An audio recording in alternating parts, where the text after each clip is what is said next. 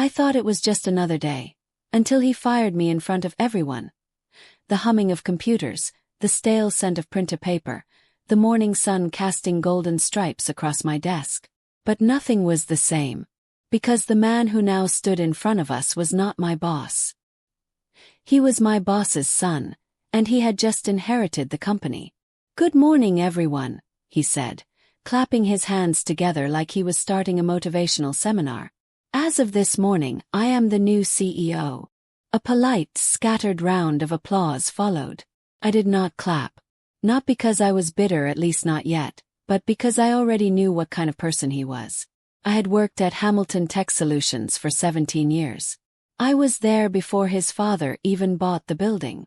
I had helped build the infrastructure, wrote the very code the company ran on, designed the internal systems, and trained every new IT staff member myself. I was not just an employee.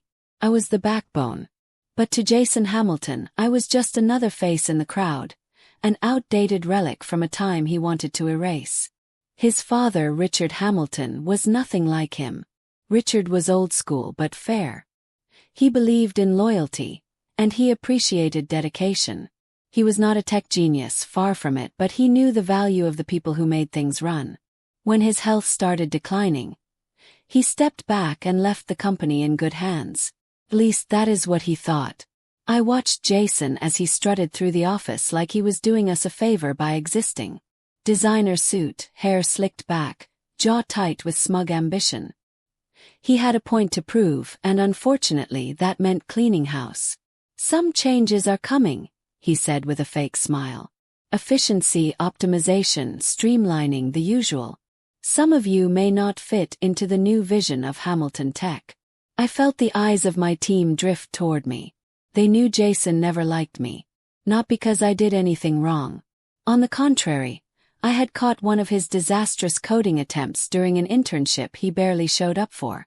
I saved the company from a major system breach he nearly caused. I did not throw him under the bus back then. Maybe I should have. Later that afternoon I got the email. Meeting at 4 p.m. CEO's office. Jason Hamilton. I did not panic, not yet. I gathered my notes and calmly walked in. He did not even look up when I entered. "Sit," he said coldly. "Sep." He closed his laptop with a smug little flourish and leaned back. "Lisa, you have been here a long time." "Yes, almost 2 decades, I said. He smirked. "Exactly. A long time to be doing what exactly? Patching legacy code. Babysitting the system." I stayed silent. I knew where this was going. He leaned forward, his voice sharper now. "I will not spend another dime on a worthless employee. You are done here." I nodded slowly, my heart pounding but my face calm. "Got it." Jason blinked, as if he expected me to beg or argue. When I did not, he smirked again. "Smart. At least you are not dramatic." I stood up, pushed the chair back gently and turned to leave. "Oh, and HR will reach out about severance," he added almost as an afterthought. Paused at the door. "Per the contract I signed with your father, severance is automatic. But you might want to check the terms of that agreement." He looked confused, but I did not wait for a response. I walked out. Not just from his office. From the entire building. And when I got home I opened my laptop. Because there was something Jason did not know. When Richard promoted me to head systems architect 3 years ago, he added a very specific clause to my contract. One Jason had not bothered to read. One that gave me control. Control over every internal system, every access point, every security layer. And if I was ever terminated without just cause, I had the legal right to wipe the slate clean. I was not vengeful by nature. But what Jason had done was not just cruel. It was stupid. Because now he would have to learn very quickly what this worthless employee was actually worth. I did not sleep that night. Not because I was upset. I had long since learned not to take corporate betrayal personally. But because I was preparing. Every system, every line of code, every security protocol I had designed over the years was now in my hands. Jason had no idea what he had signed off on 3 years ago. When Richard promoted me to head systems architect, I told him something very specific. If I am going to take full accountability for every system this company depends on, I need protection.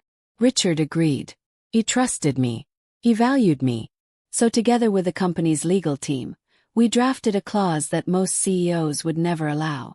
If I were ever terminated without just cause or severance as defined by the contract, I had full authority to revoke my access, shut down all administrator rights, and remove proprietary system integrations. In short, I could wipe it clean. The clause was buried halfway through the contract under emergency system governance. I doubted Jason had read past the title page. The next morning I woke up, brushed my hair, made some coffee and sat down at my desk. With a deep breath, I opened the remote systems dashboard. Every critical platform was still tied to my credentials. Jason had not even reassigned permissions. Char had not contacted me. No exit interview. No formal handover. He really thought I would just vanish quietly. I hovered my mouse over the emergency lockdown protocol tab and clicked. Immediately, a chain reaction began. Employee portal deactivated. Payroll access locked. Internal messaging platform shut down. CRM and client contact systems frozen. Servers still active but restricted from internal access. One by one, I watched the lifeblood of the company pulse and then flicker out. I did not delete anything. That would have been illegal. But per the clause, I had the right to disable access until a legal resolution was reached. It was a nuclear option designed for worst-case scenarios. This qualified. By noon my phone was buzzing. Block number. Then again. Then a message from someone I had not spoken to in months. Mark, senior IT analyst. Hey, something's wrong with the system. Everything's going dark. Did you do something? Jason is losing it. I did not respond. A few minutes later, a call came in from the company's front desk. I ignored it. Then finally Jason called. I stared at the screen for a moment. Then I answered, calm as ever. Lisa speaking. What did you do? He barked, not even pretending to be civil. I could hear panic in the background. Phones ringing. People shouting. The hollow tone of someone who had completely lost control. I followed the contract, I said simply. You should read it sometime. You shut down the entire system, he shouted. No, I said. I locked access to it. There is a difference. You are insane. No, Jason. I am prepared. You made a decision without understanding the consequences.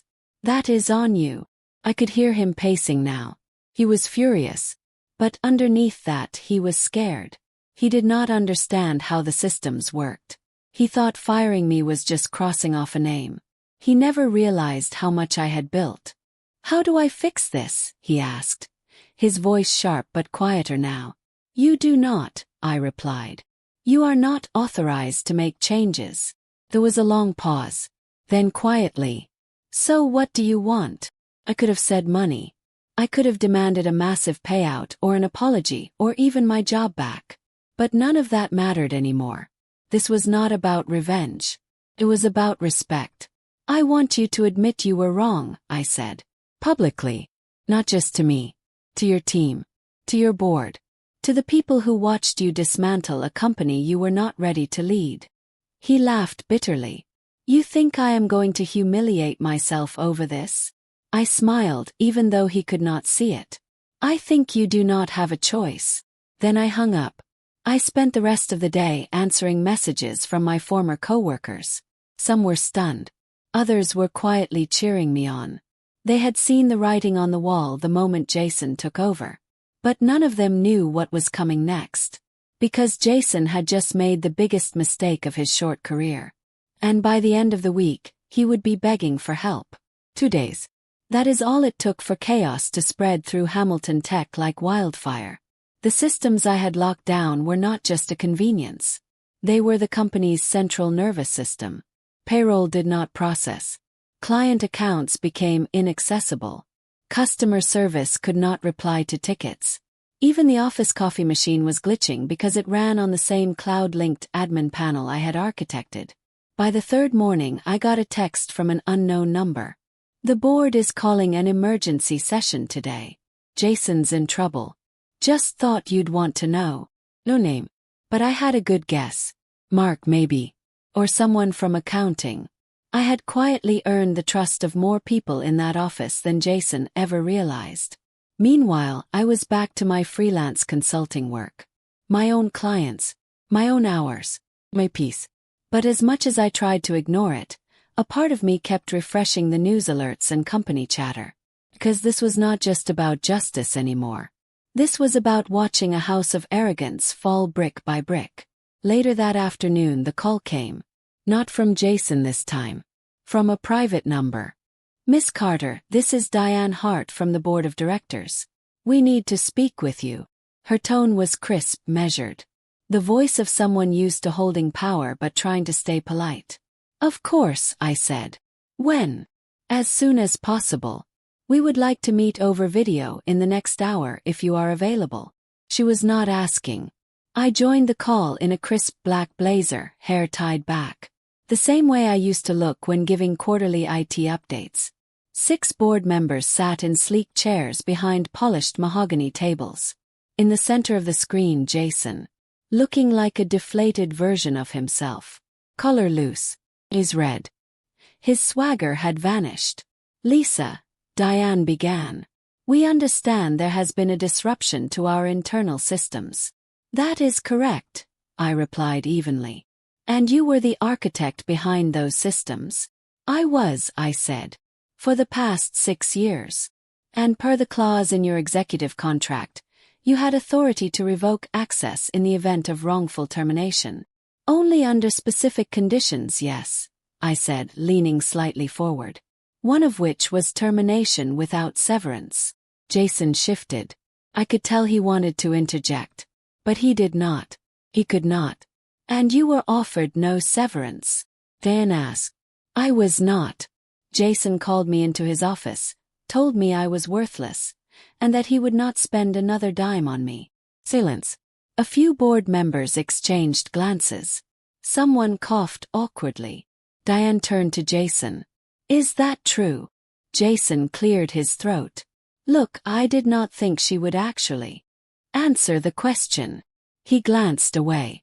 I did not review her contract fully. I thought it was boilerplate. I raised my eyebrows. It was not. Diane took a slow breath. So just to clarify, the systems are not deleted, but access is restricted? Correct, I said.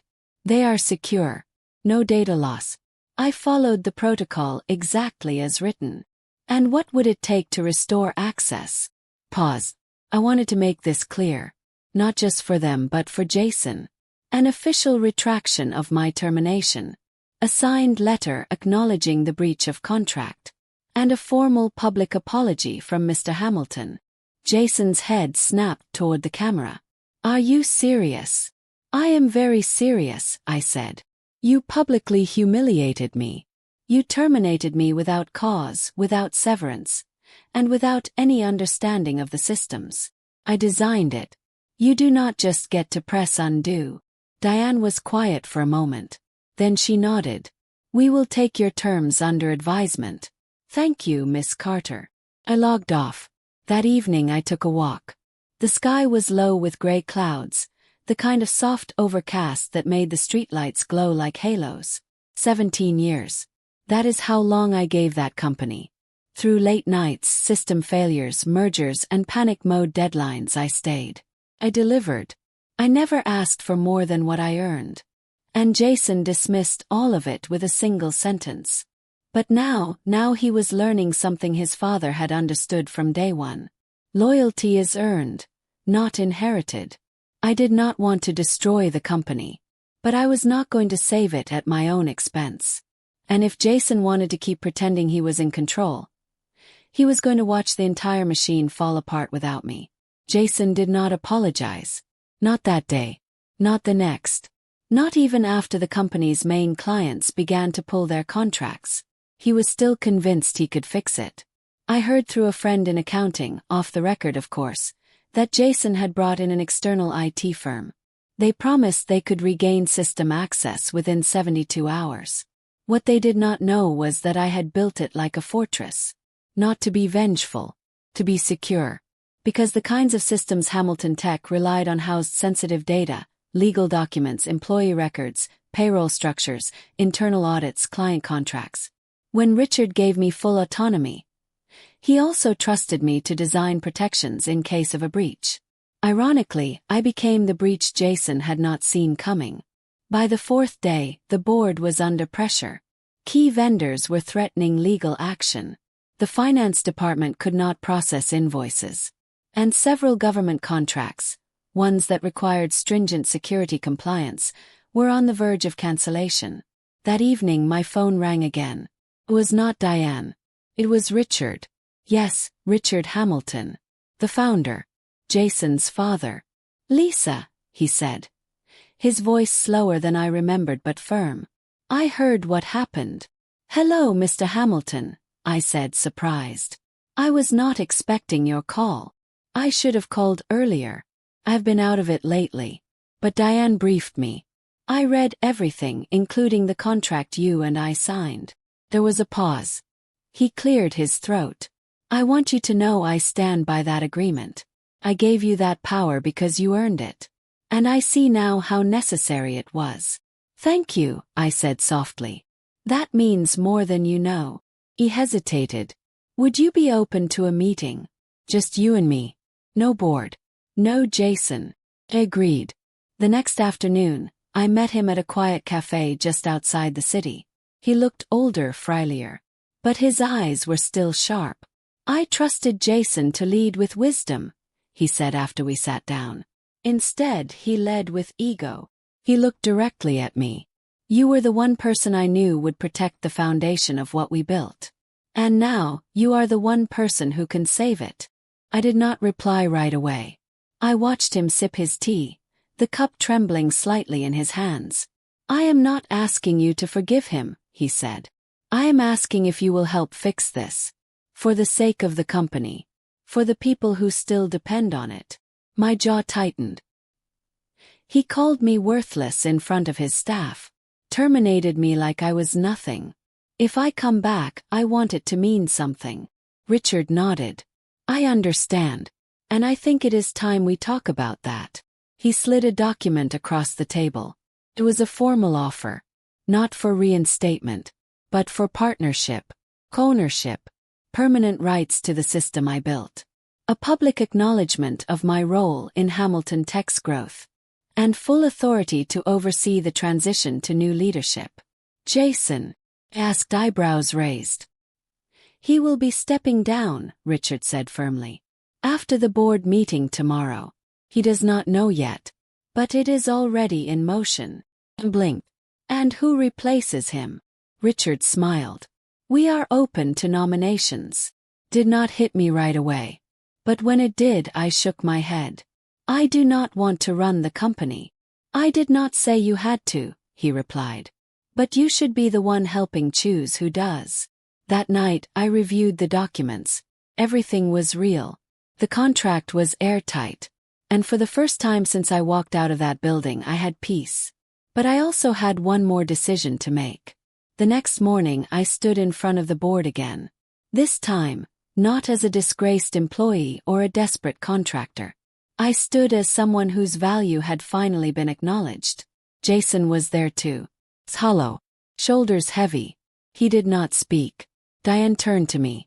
"Lisa, do you wish to restore the system?" He nodded. "Yes. Under one condition." "Which is?" "That the entire IT department receives back pay for the hours they have worked trying to clean up someone else's mess. And that every engineer under my former team gets a raise and permanent status." Diane looked impressed. "Done." I entered the admin panel on my laptop, typed a few commands, hit execute. The lights flickered on at Hamilton Tech. The heartbeat returned. I looked at Jason one last time. He would not meet my eyes. I did not need him to. This was not his story anymore. The system was back online. Emails were flowing. Salaries were processed. Clients returned. From the outside, it looked like the storm had passed. But inside me, something still lingered. I should have felt triumphant. I should have felt powerful. But all I felt was tired. 17 years. 17 years of late nights and early mornings. Of eating lunch at my desk. Of fixing what others broke. Of holding up a company that never once made the effort to hold me back. And when I thought of how quickly Jason had tossed it all away with one sentence, "I will not spend another dime on a worthless employee," a quiet ache settled behind my ribs. It was not about revenge anymore. It was about worth. And how easily the world can pretend not to see it.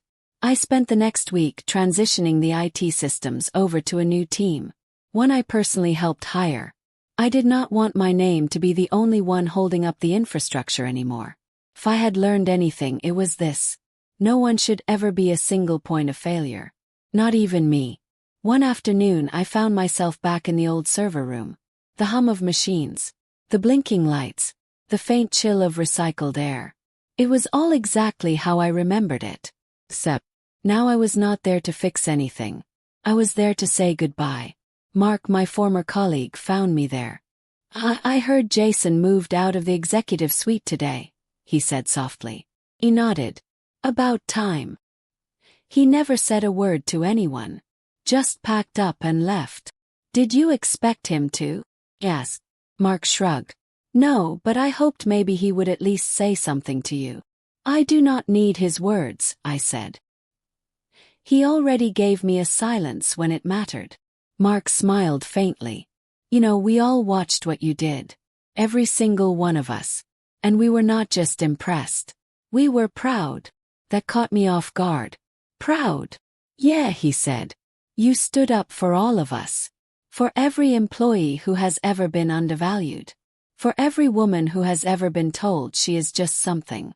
For everyone who has ever been discarded by someone who thought a title meant intelligence." Blink. My throat tightened unexpectedly. "You made us believe again, Lisa," he added. Had no words. Just a quiet, grateful smile. That weekend, I visited my parents' grave. I had not been in months. They were both teachers. Modest people who believed in effort over ego. When I first got the job at Hamilton Tech, they celebrated like I had won the lottery. When I worked late into the night, they brought me food. When I was overlooked for promotion after promotion, they told me to keep going. I sat down between the headstones and rested my palms on the grass. "I did it," I whispered. "Not just for me. For everyone like me. For every person who was told they were not enough. For every worker who got laid off with nothing but an empty box and a forced smile. For every unseen genius sitting in the back of a cubicle, making everything run while someone else took the credit." I stayed for a while, just breathing, listening to the wind in the trees, letting the silence wrap around me like a coat. The following Monday, I returned to the company one last time. Richard had asked me to come in. Not for work, but for a formal ceremony. They had hesitated, but eventually said yes. The entire company gathered in the main atrium. There were speeches, clapping, even a few tears. Then Richard stepped forward. He handed me a glass plaque etched with gold lettering. It read, "For 17 years of dedication, brilliance, and unshakable integrity, Lisa Carter." The applause that followed was long, loud, and sincere. But what moved me most was the line of employees who waited afterward just to shake my hand. Young engineers, admin staff, janitors, managers. People from every department. One woman, fresh out of college, held my hand a moment longer than the others. "I want to be like you someday," she said. Smiled. "Then be better than me. Start with that." That night I went home, lit a candle, made some tea, and finally, for the first time in years, I slept without setting an alarm. Because I knew the company would be fine. And more importantly, so would I. 2 months had passed since the day I restored Hamilton Tech Systems. Life had returned to normal, at least on the surface. The company was running again. Its operations smooth. Its future no longer dangling by a thread. But Jason Hamilton had vanished from the tech world almost as quickly as he had stormed into it. Word got around fast. Investors pulled out. Clients questioned the company's leadership. Board members whispered about the embarrassment he had caused. And just like that, The golden boy who once smirked at me from behind a mahogany desk was gone. No new title. No shiny venture. Just radio silence. I did not celebrate. Not out loud. I did not post about it. I did not gloat. Because I did not need to. People like Jason implode all on their own. They think power is inherited, not earned. They think people are replaceable. They think they will never fall. Until they do. And when they finally crash, it is not the sound of impact that matters. It is the silence that follows. One afternoon, while sipping coffee in my home office, I got a message from someone unexpected. "Hey, has been a while. Can I call Jason?" I stared at the message for a long time. I did not owe him anything. But curiosity got the better of me. Answered. His voice was quieter than I remembered. No arrogance. No smirk in his tone. Just exhaustion. "I know I am probably the last person you want to hear from," he began. "You are not wrong," I said calmly. There was a pause. "I just wanted to say I was wrong about everything." I did not reply. I let the silence stretch. Let it sting a little. "I did not understand what you did. How much you carried. I thought I do not know that tech was just tools. Replaceable. I thought loyalty was optional." "It is not," I finally said. "It never was. I have lost everything," he admitted. "Even my dad does not return my calls anymore." "That is between you and him," I said. "Not my business." He sighed. "You do not have to forgive me. I just needed to say it. Then say it clearly." He took a breath. "I am sorry, Lisa. For disrespecting you. For underestimating you. For not reading the damn contract. You did not deserve any of that." I let his words hang there for a moment before answering. "Apology accepted," I said. "But do not mistake that for forgetting. I would not dare." And that was it. He hung up. I closed my eyes and let out a breath I had not realized I was holding. Not because I needed his apology, but because hearing it reminded me how far I had come. A few weeks later, I stood at the ribbon-cutting ceremony for my own company's new office. Carter Systems. It was not flashy. No marble floors. No glass walls. Just clean desks, fast computers, and a team of sharp, passionate engineers. Some of them from my old Hamilton team. Others, fresh graduates with eyes full of wonder. Gave a short speech. Nothing grand. Just the truth. "I built my career in the shadows," I said. "I was called just an employee. Overlooked. Undervalued. Underpaid. But I kept building because I believed in what I could do, even when others did not." Pause. Looked around the room. If there is one thing I have learned, it is this. Your worth is not determined by who sees you. It is determined by what you create, how you show up, and how you carry yourself when no one is watching. The applause that followed was not loud, but it was real. And in that moment I did not feel tired anymore. Felt whole. Today I spend my days mentoring young tech professionals. I teach them not just how to write code but how to write contracts. How to protect themselves. How to say no. How to demand respect. Hamilton Tech still exists, but it looks different now. Richard quietly retired. A new CEO, a woman named Dana, took over. She reached out to me for guidance during the transition. I told her one thing. Take care of your people, and they will take care of the company. It is a lesson some never learn. And for others it changes everything. As for Jason, last I heard he was living in a studio apartment on the edge of the city. No one calls him Mr. Hamilton anymore. And in the tech world, his name is rarely spoken. But mine. It is on contracts now. On invoices. On systems. On the front door of a company I built from the ground up. Lisa Carter. Not a worthless employee. Not a forgotten name. But a builder. Fighter. A woman who rewrote her own ending. Lisa Carter's story is not just about one woman's triumph over injustice. It is a reminder that quiet strength, unshakable integrity, and earned respect can outlast even the loudest arrogance. She did not seek revenge, she built a legacy. And in doing so, she became the kind of leader every company dreams of and every industry needs. If this story inspired you, do not forget to like, share, and subscribe to our channel for more powerful tales of resilience, justice, and transformation. Your support helps us keep telling the stories that deserve to be heard.